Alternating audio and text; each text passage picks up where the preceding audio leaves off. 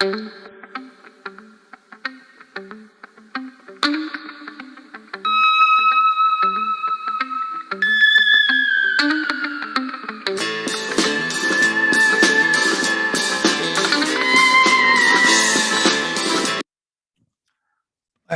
welcome to Straight Shooting News, New Year's edition. And this New Year's is going to start off with a new series called The Awakening.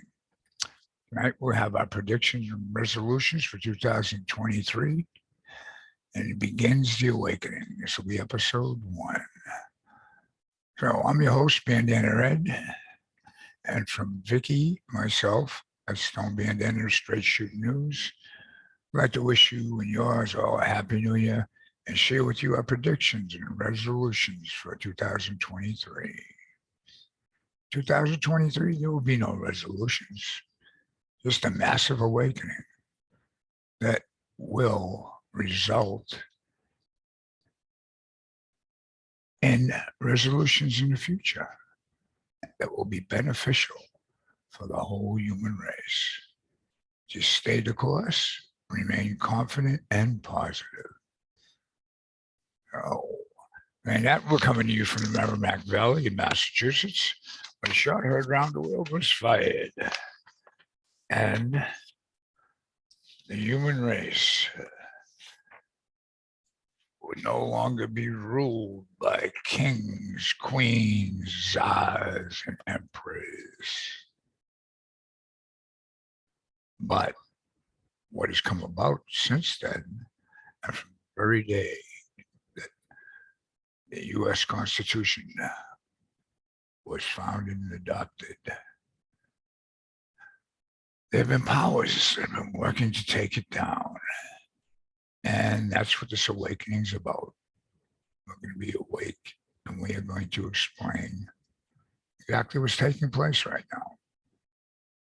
So, in our other series, I always tell you how the political pendulum swings right to left, left to right, and right to left again and again until freedom is completely eroded away.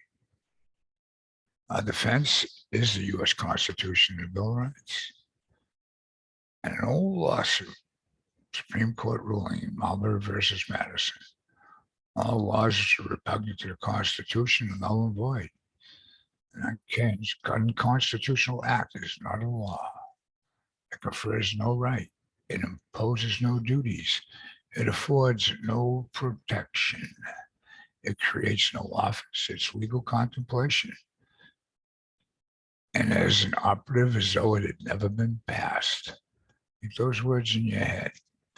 Oh, like every week we let you know that we have no time for the carnival blockers. And now the self-serving politicians are just ramming massive spending bills down our throat. Everything tonight you go to hear is in accordance with the fair use laws. Oh. So it's time for the first day of 2023 to begin. And what we're going to have for you is the awakening. And we're going to relate historic facts to the current events today. This will help you connect the dots from the past to understand the future, so we can all unite to resolve the issues we face today. We need to unite, people. It's time. But put some differences aside, your political differences and any other differences you may have. So in part 1, we're going to start with some excerpts from a previous show we did and add more historic facts to you to help you understand and ask questions like, are we living under the form of government our founders created? If not, why not? And in parts 2 and 3, we're going to take a deeper dive and explore issues that do relate to what's taking place today. But let's start with part 1 and let's go back to Operation Paperclip. Start that. Nazi scientists, some of them tied to war crimes, including horrific concentration camp experiments, brought to the U.S. in a secret program to advance American security interests during the Cold War. It sounds like the plot of a film drama, but it actually happened, and on a large scale. The story is told in the new book, Operation Paperclip, author and journalist Annie Jacobson joins us now. Welcome to you. Thank you. So these were top scientists in the German war effort, sought out by the U.S. military as the war was coming to an end. That's right. These were Hitler's top weapons makers, and Operation Paperclip became a classified military program to bring them to the United States. It also had a public face, so there was, on the one hand, the truth about the program kept secret, and on the other hand, the idea that we'll tell the public that these are the good Germans. And the good Germans, but they were dedicated Nazis, the ones you write about.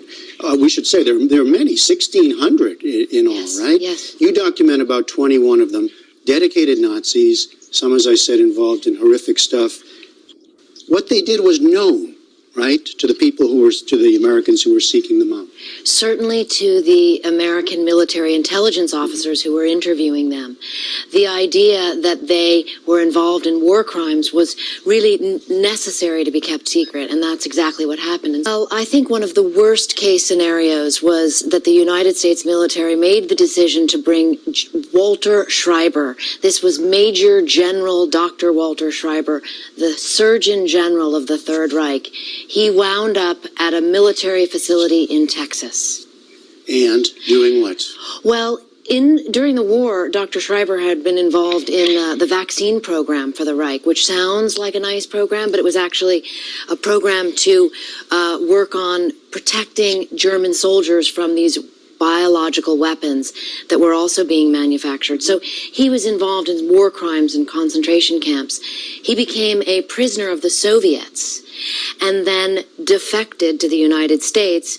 We saw him as someone who we absolutely wanted here for his knowledge.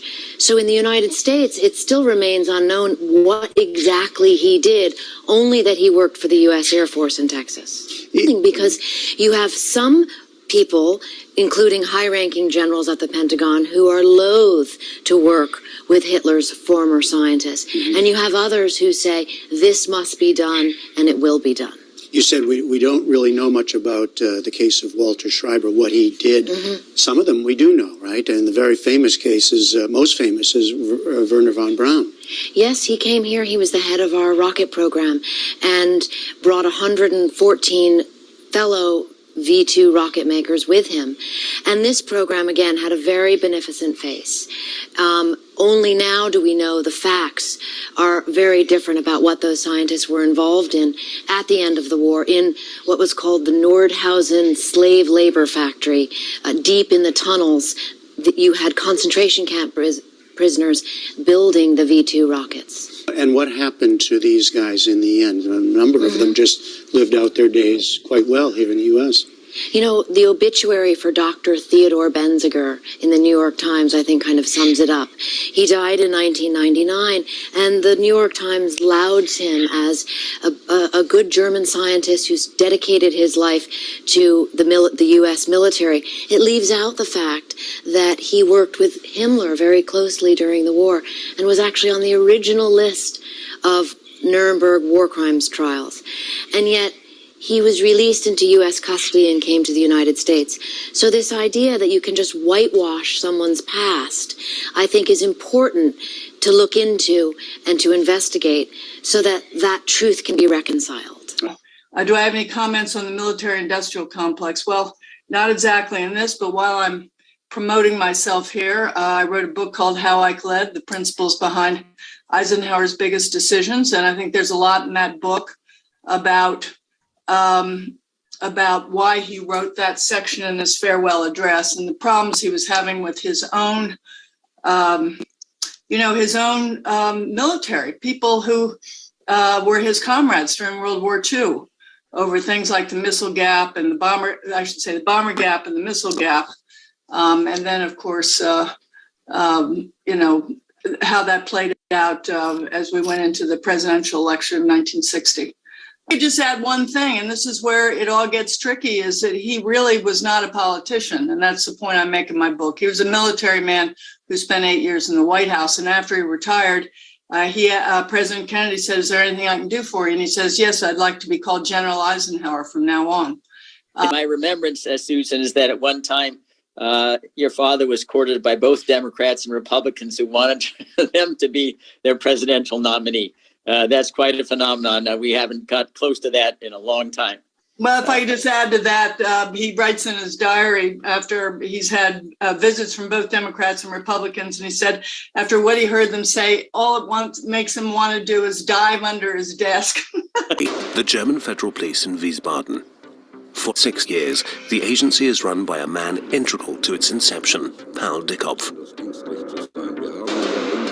A top civil servant with a seemingly clean record, he claims he opposed the Nazis. Until 1971, during Willy Brandt's time as Chancellor, he is the top criminologist in West Germany. Anyone who criticized him or posed any kind of threat to him was never allowed to forget it. He held a grudge and destroyed such people. Dickhoff doesn't only forge a career for himself in West Germany. In 1968, he becomes head of Interpol. It's now his job to fight crime on an international scale.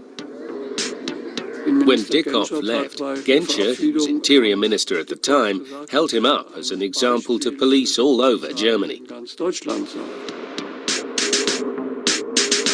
After Dickhoff's death in 1973, staff researching files to compile his obituary make an astonishing find. They turn up documents outing Dickhoff as a staunch Nazi. His lifelong lie finally comes to light.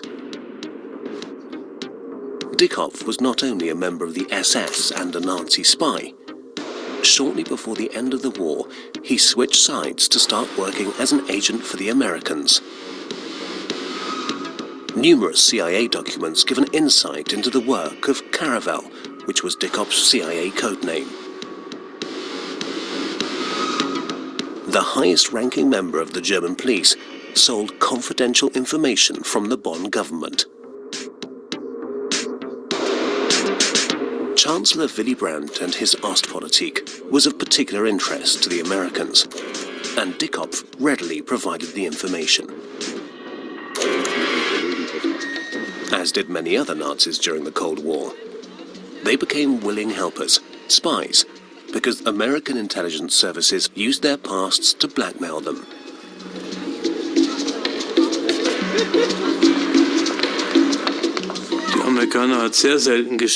The Americans were never very bothered if the people they needed had close ties to mass murderers or extremists or terrorists. The ends justified the means. American intelligence services faced a new enemy, communism. The US enlisted former Nazis as spies. There was no attempt to punish them for their war crimes. As the Cold War grew hot. So, as the Cold War grew hot, so a lot of people still in denial about this whole Operation Paperclip. It's all historic facts. The whole fact is, it was a classified government program. It's come out in the open. It recruited 1,600 Nazis. U.S. intelligence officers. The Nazi Surgeon General Walter Schreiber, who was involved with creating biological weapons as the Surgeon General. Then they have, and what to tell you, he worked for the U.S. Air Force in Texas, but no one ever knew what he did. Von Braun, the rocket scientist. Well, a lot of material out there on how Nazis were responsible for creating all these aerodynamic advances the U.S. were making. There's a lot of truth in that. And there's more proof of that. General Eisenhower, I mean, he was not a politician, warning about the military-industrial complex. Did Eisenhower know? Almost the way he sounded like he did know. What category did he fall into? one who believed that this is necessary.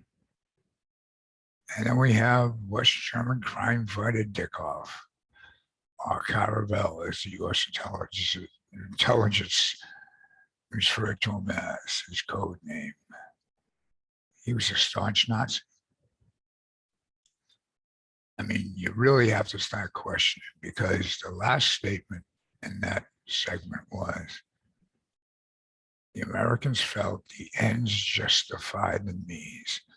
Let's that sink in as we watch more clips about who and what is involved in our government and has been given power over we the people illegally, according to the U.S. Constitution and our Bill of Rights, like our founders intended. Roll this next clip. You this.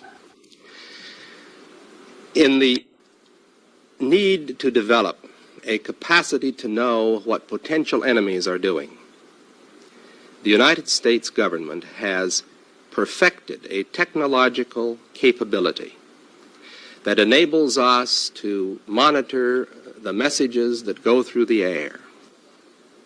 I know the capacity that is there to make tyranny total in America.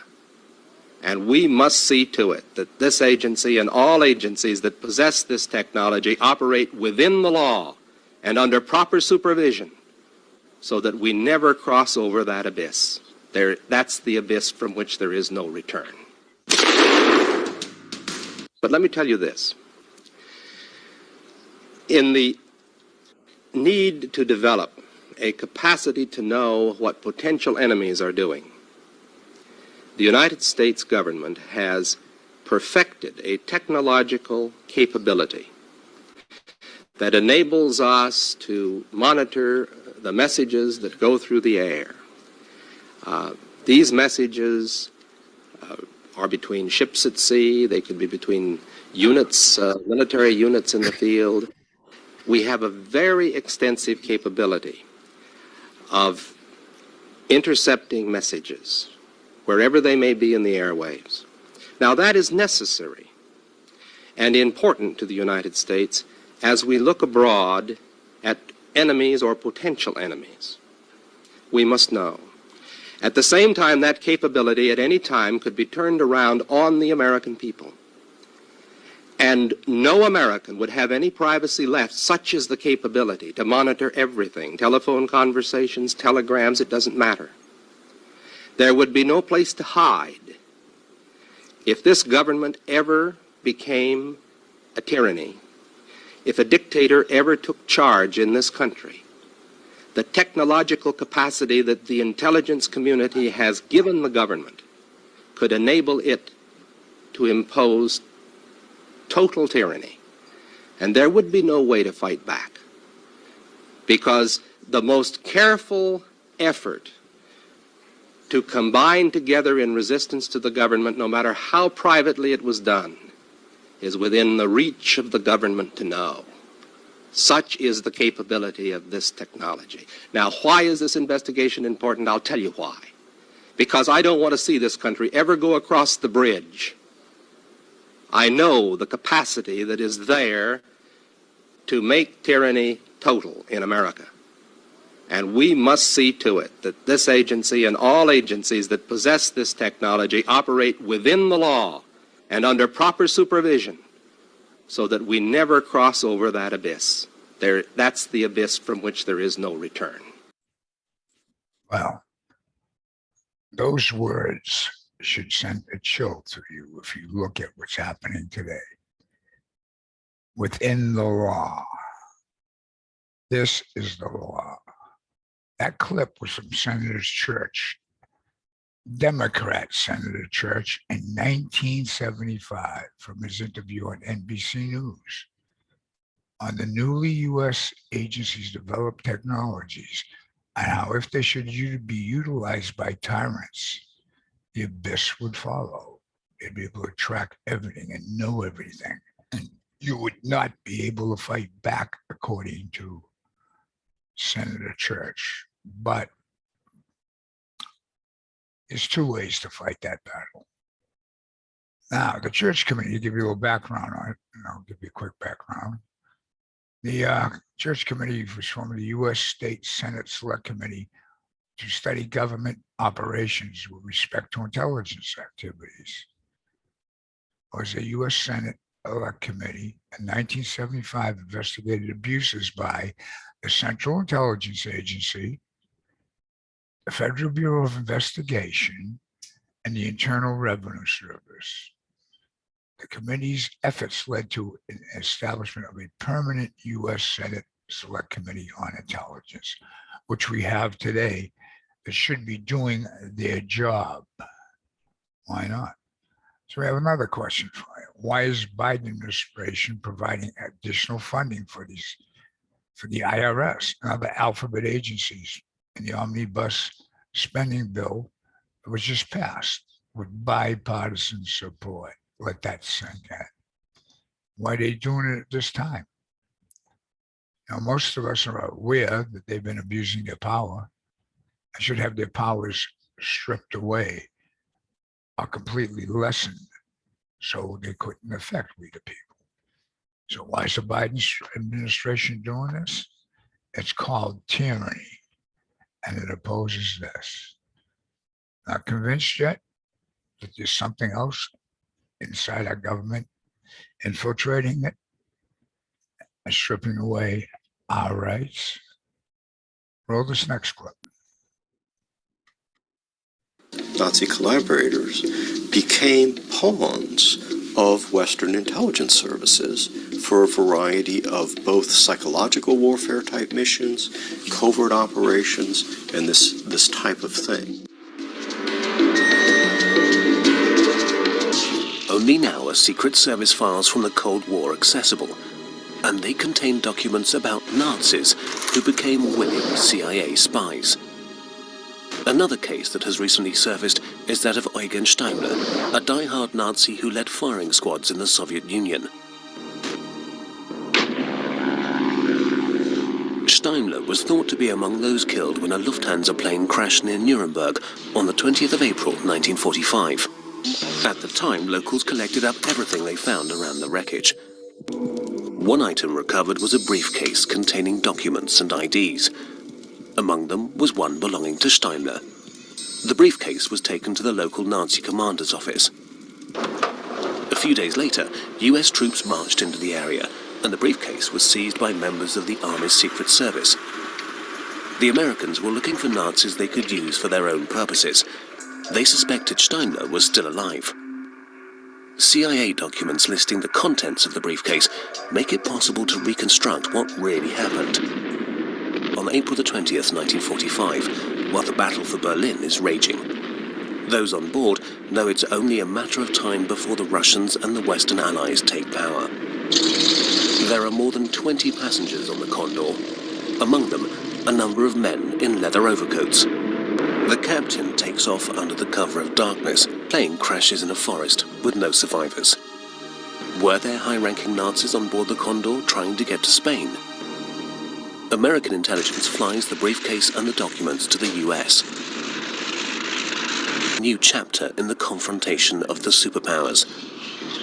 And in order to secure an advantage, they will recruit former top Nazis. They strike it lucky. One man in the files is of particular interest to the Americans, SS Standartenführer Steimler. Their research tells them he was responsible for mass murders in Russia.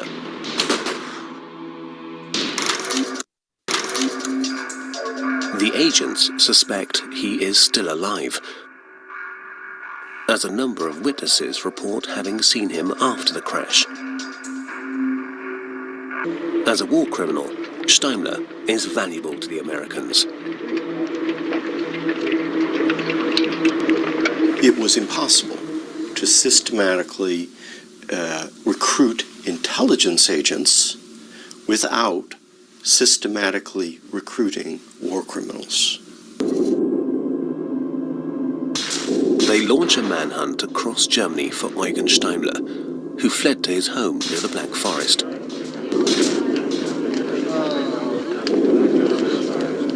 The net closes.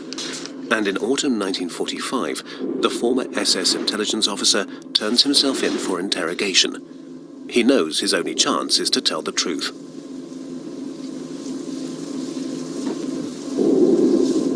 Ein Überläufer, der etwas zu verbergen hat. A defector who has something to hide, murders for example, can be blackmailed and is therefore malleable in the hands of his new bosses.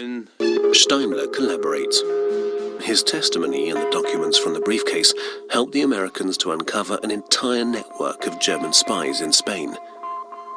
It consists of dozens of ex-Nazis who, following the collapse of the Third Reich, are already working on their next crazy idea, the Fourth Reich, which translates to worldwide fascism.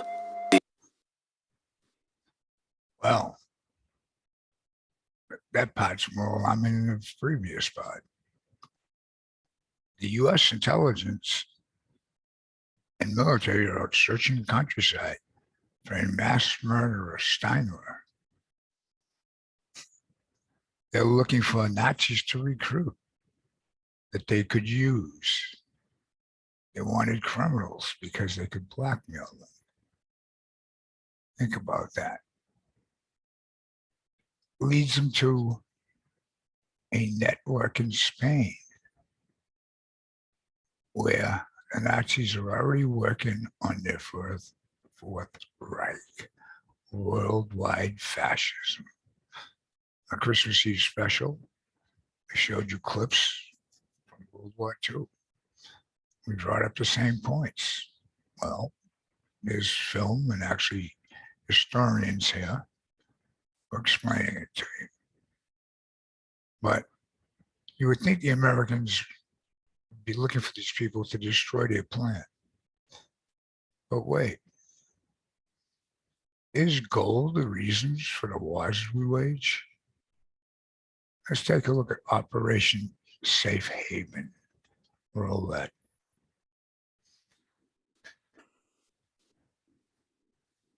The Americans observe them and recruit the Spanish players to work on their behalf. Following his interrogation, Steimler is sentenced to death by hanging, but is then surprisingly pardoned. Did the Americans enlist him and influence the verdict? There is no proof, as important files are missing from the US interrogation center in Oberursel.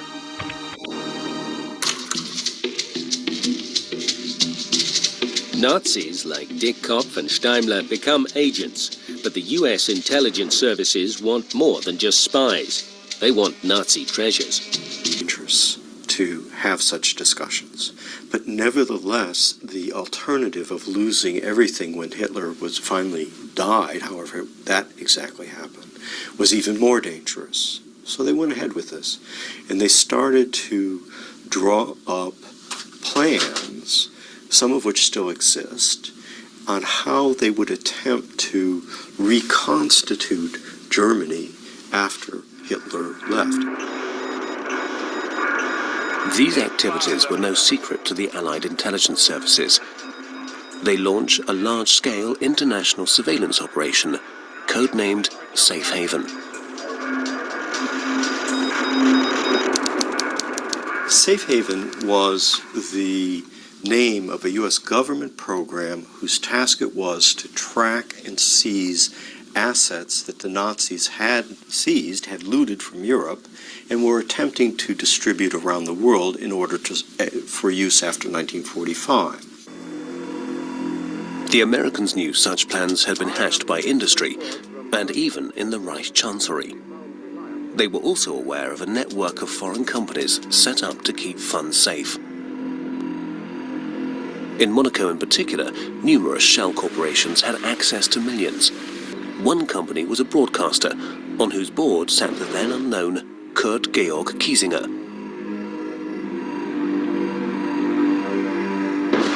He would eventually become Chancellor of West Germany. The fact that he worked for the foreign and propaganda ministries during the Third Reich didn't adversely affect his career. Allied agents submitted detailed reports about financial transfers. Sometimes they were even able to smuggle people into meetings. This espionage operation was led by Allen Dulles, then a US agent in Switzerland, who later rose to be head of the CIA. He knew how to use his knowledge of Nazis' financial doings to benefit his career in Washington. Act destroys the Berlin Reichsbank in March 1945. Gold and currency reserves are no longer secure.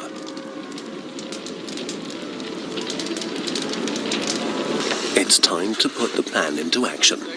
Quickly and thoroughly, everything is meticulously noted and checked as 360 tons of gold and 300 tons of silver and banknotes are loaded up and taken away. Documents relating to the Reichsbank gold remain undiscovered in the German central bank for more than 60 years, when Karl Bernd Esser finally finds them. All the gold that was in the Reichsbank was moved to Merkers or to certain depots in Bavaria. Now the Americans see their chance. Thanks to Operation Safe Haven, they know exactly where the gold is stored. They arrive in the Soviet occupation zone, at the Merkers salt mine in the eastern state of Thuringia, before the Soviets themselves. They declare the Reichsbank gold to be Nazi loot, and take it with them. They also seize other treasures they find there, including Italian gold reserves and gold from the National Bank for Bohemia and Moravia.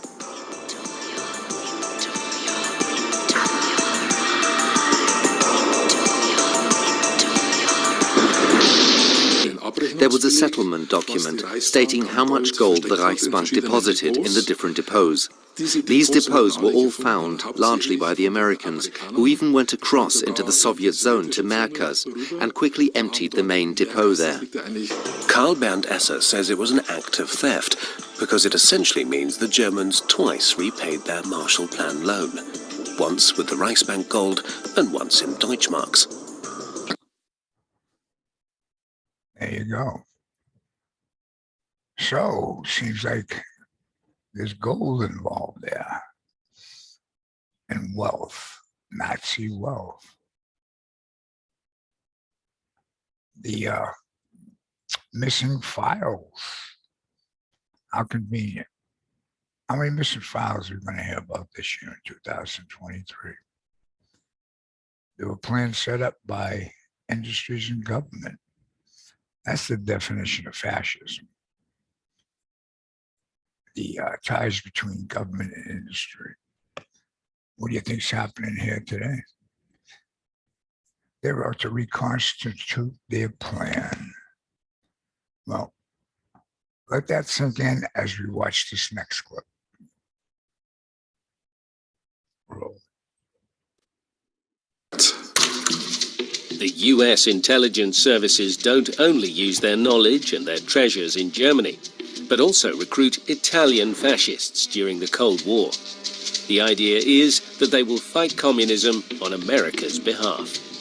Fascists have to go underground, and the US intelligence services choose South America as the most suitable place. There, in their search for power, the fascists join forces with dictators. Clearly, we wanted to implement our ideology and our conviction there, and our fight for fascism fell on more fertile ground in Latin America than elsewhere. Many parties in Latin America had fascist or National Socialist roots. Chile is different. In 1971, socialist Salvador Allende is elected to power. His Marxist politics make him enemies, and many enthusiastic followers. This was perceived by the United States as a tremendous threat, because if peaceful revolution were to take hold, that would greatly weaken the United States' ideological hold on South America. Under the instructions of US Secretary of State Henry Kissinger, the CIA becomes active in Chile. The staunch anti-communist is not content to bank on Allende losing the next elections. In September 1973, General Pinochet, supported by Italian fascists, stages a military coup. The Americans leave them to it. The two sides, like Pinochet, want to wipe out communism.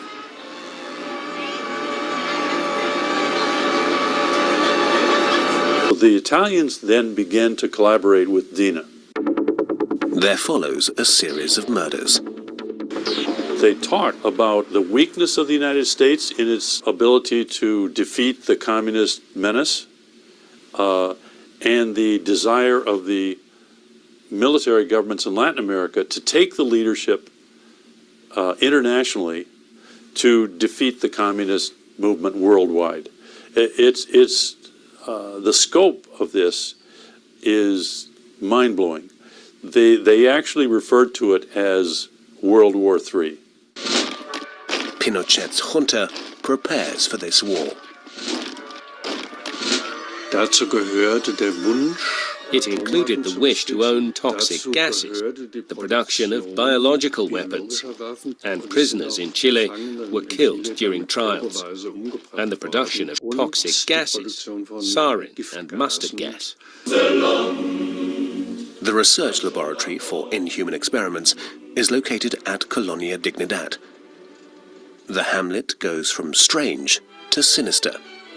Following the military coup of 1973, Colonia Dignidad became a torture camp, a training camp for the Secret Service, the DINA, complete with torture school, an arms smuggling center, a center for alternative arms production, and a place for the DINA to communicate with the outside world. This part of Colonia Dignidad is sealed off with a death strip. The underground torture chambers are well hidden, so that from the outside it looks like a farm. Anyone who wants to be fooled could be. Far from being just a recuperation center for Nazis, Colonia Dignidad is also used to produce biological and chemical weapons. Chile's intelligence service needs untraceable deadly toxins. There is a short list of people that have been confirmed to have been murdered using sarin, using gas. A German doctor is one of those experimenting at Colonia Dignidad.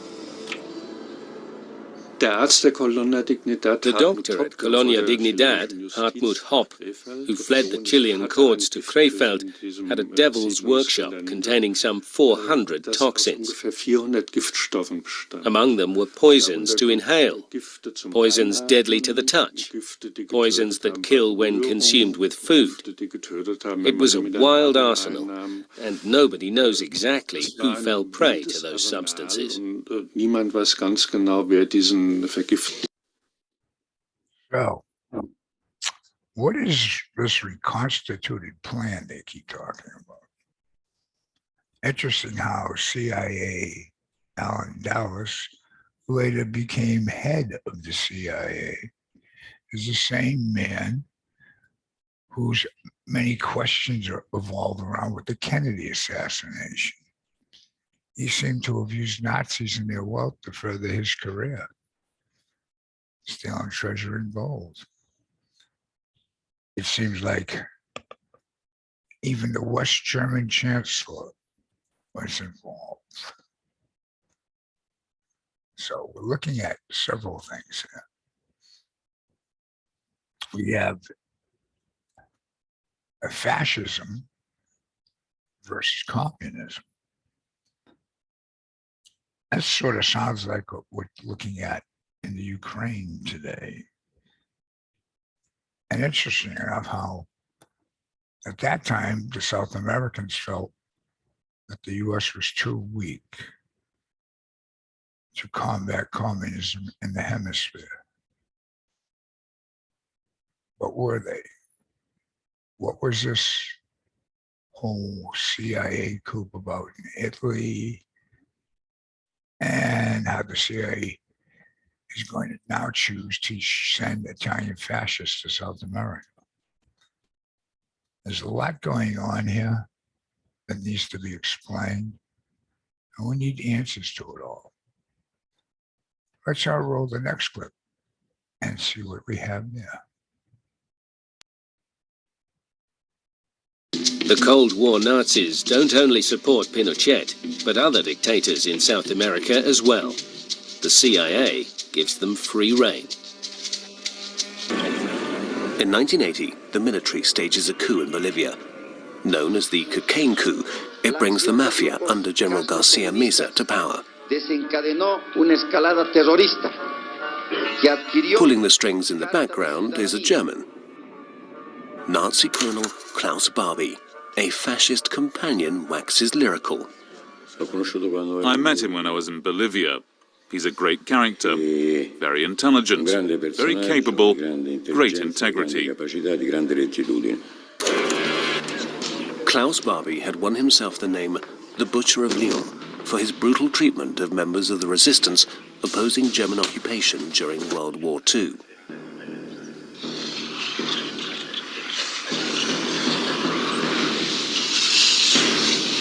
After the war, Barbie was hired by the American intelligence services. There were different ways that senior SS and SD officers survived the war, but they do share a common pattern.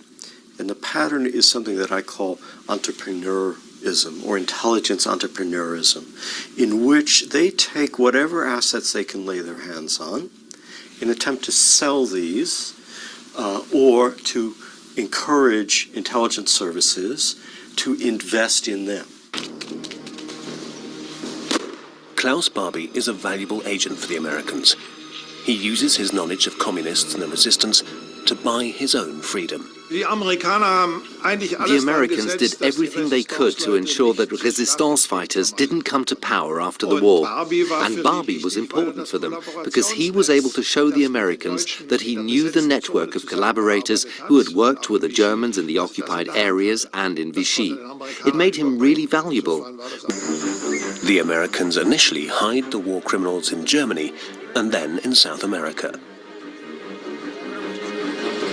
Understood particularly the bloody politics of certain types of intelligence. They understood colonial war.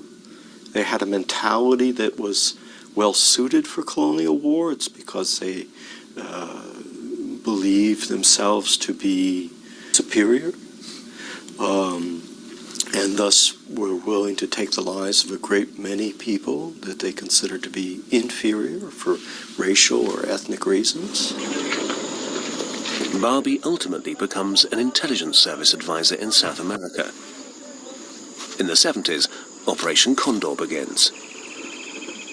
The American Operation Condor was an alliance, if you will, between the intelligence agencies of several South American governments that at that time were run by fascist or extreme right-wing parties with well-documented histories of disappearances, abuse, murder of prisoners, and so forth. And that those regimes found Klaus Barbie to be a very compatible agent for their operations. A total of 50,000 people from the alliance nations are murdered. Once again, the CIA is involved. The United States was publicly defending human rights and privately telling these regimes that what they were doing was okay. Until they defeated the left, they should go ahead and do it. Secretary of State Henry Kissinger is seen as a driving force behind the CIA policy.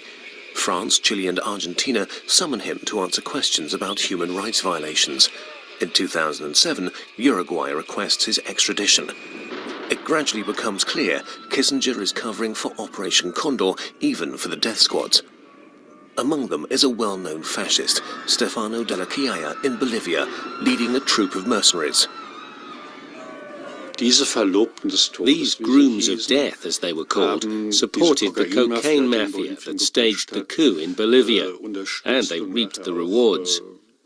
They surged through many Latin American countries, starting counter-revolutions, killing, torturing, and turning a profit in the process. The grooms of death are financed by the cocaine trade, a sector entwined with secret services worldwide. The drugs trade is an ideal source of money. Everything is top secret, and those involved can be blackmailed.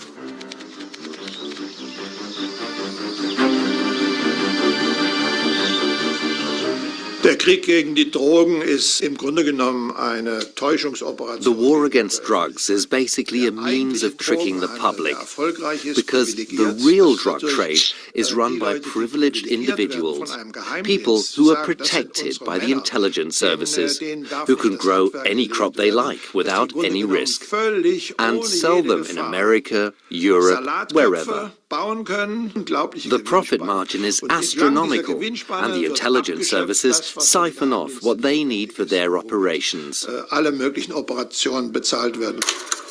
Klaus Barbie perfected the cocaine trade in Bolivia, among other things.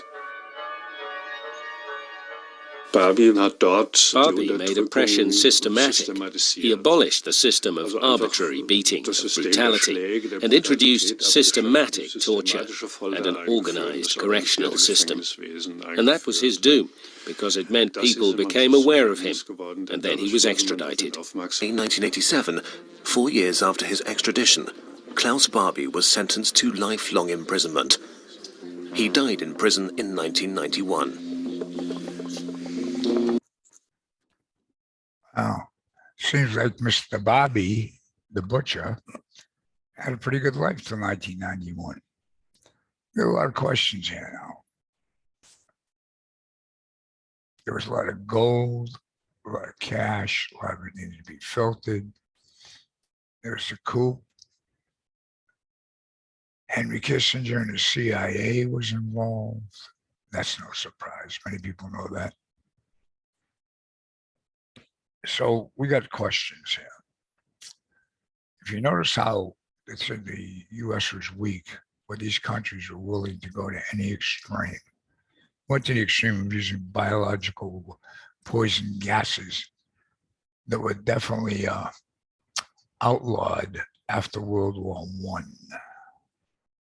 So when you start looking at this, it's not hard to believe about maybe just what recently took place with this pandemic and what it's all developed from. Go back to 1980, they called it the cocaine coup. CIA brings in a hired murderer that they hired after World War II, Klaus Barbie. He goes in there, he's ruthless, completely ruthless. It's called Operation Condor. Goes into the overthrows of governments in the 70s. And when you come right down to it, we start looking at what happened in the 80s when George Bush, vice president, former head of the CIA, and Colonel West, you know, the Fox War Stories big war hero, was caught in Iran-Contra. They were smuggling guns and drugs to South America. Reagan wasn't happy about that. He realized he'd been betrayed, which sounds like a common thing for vice presidents to do in the US, after we just seen with Pence and Trump. And we'll have more on Pompeo later. So, with all these questions, not to understand what's happening today, I mean, could all this be something that evolved from Operation Paperclip? And some kind of reconstituted plan. So how far would the U.S. intelligence agencies go to cover up crimes and achieve maybe a secret goal, like the secret program of Operation Paperclip? There's a lot to digest here, but it could have all began with Operation Paperclip. Something presidents know about, men like Dwight D. Eisenhower. We didn't even want to be known as president after. What did he know? What do all these people know? What do they keep hiding? We got a question here that we're going to cover in part 2. What do they hide in the JFK files? And how influential was this guy, Allen Dulles, who became head of the CIA under JFK? There's so much in there. But we hope this segment made you think. It made you think about who you need to trust. You need to trust yourself. With that being said,